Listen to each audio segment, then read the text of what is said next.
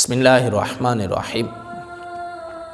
ایک مرتبہ حضرت عیسیٰ علیہ السلام آپ کا گزر ایک قبرستان سے ہوا۔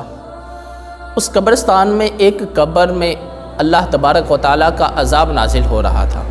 حضرت عیسیٰ علیہ السلام گزر گئے اور چند سے بعد پھر دوبارہ آپ کا گزر اسی قبرستان سے ہوا۔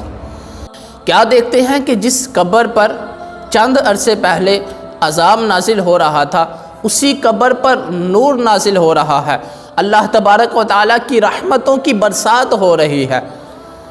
حضرت عیسیٰ علیہ نبی جینا و علیہ السلام آپ نے اللہ تبارک و تعالیٰ کی بارگاہ میں عرض کی، یا مالک و مولا، اس کا راز مجھ پر کھول دے کہ آخر یہ کیا معاملہ ہے؟ چند عرصے پہلے میرا گزر اسی قبرستان سے ہوا، اس قبر پر تیرا عذاب نازل ہو رہا تھا، جب چند عرصے بعد میں گزرا ہوں اسی قبر پر تیری رحمتوں کا نزول ہو رہا ہے، تیرے نور کی بارشیں ہو رہی ہیں، آخر یہ کیا ماجرا ہے؟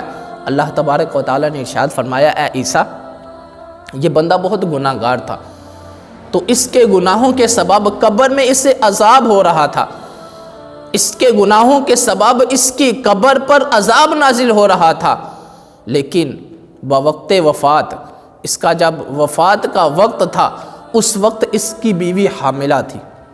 اس نے اپنی بیوی سے کہا کہ میرے ہاں بیٹا پیدا ہوگا تو اس کو مکتب میں بھیجنا تاکہ وہ دین کی باتیں سیکھے۔ اب اس کے ہاں بیٹا پیدا ہوا، اس کی بیوی نے اسے مکتب میں بھیجا، قاری صاحب نے پڑھایا پر بسم اللہ الرحمن الرحیم، بیٹے نے پڑھا بسم اللہ الرحمن الرحیم۔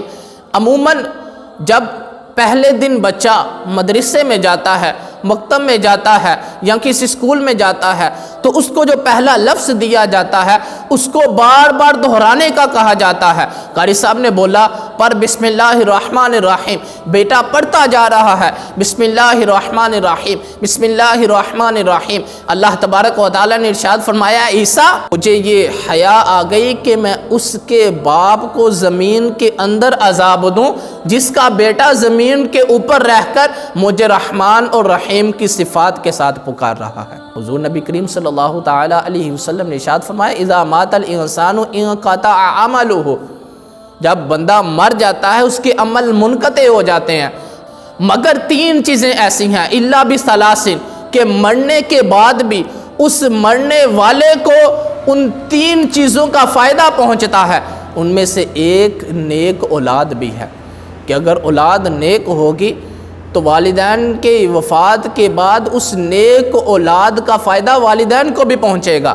لیکن عموماً ہمارے ہاں کیا صورتحال ہے کہ والدین کی خواہش ہوتی ہے میرا بیٹا ڈاکٹر بنے، میرا بیٹا انجینئر بنے، میرا بیٹا دنیاوی بڑی سی بڑی پوسٹ پر ہو۔ اپنے بیٹوں کو دین سکھائیے، اپنے بیٹوں کو، اپنی اولاد کو عاشق رسول بنائیے، جو فرض علوم ہیں ان کو سکھائیے، جو ضروری علوم ہیں ان کو سکھائیے کہ نماز پڑھنی ہے، نماز کے مسائل سیکھنا ضروری ہے، نماز ہر مسلمان پر فرض ہے، اس کے مسائل سیکھنا ضروری ہے، تجارت کرنی ہے، تجارت کے مسائل سیکھنا ضروری ہے۔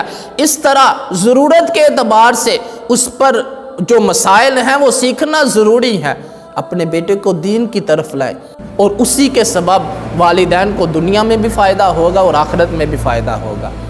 اللہ تبارک و تعالیٰ سے دعا ہے کہ اللہ تعالیٰ ہمیں عمل کی توفیق عطا فرمائے، ہمیں پکا سچا عاشق رسول، عاشق صحابہ، عاشق اہل بیت بنائے، آمین بجاہ النبی الامین۔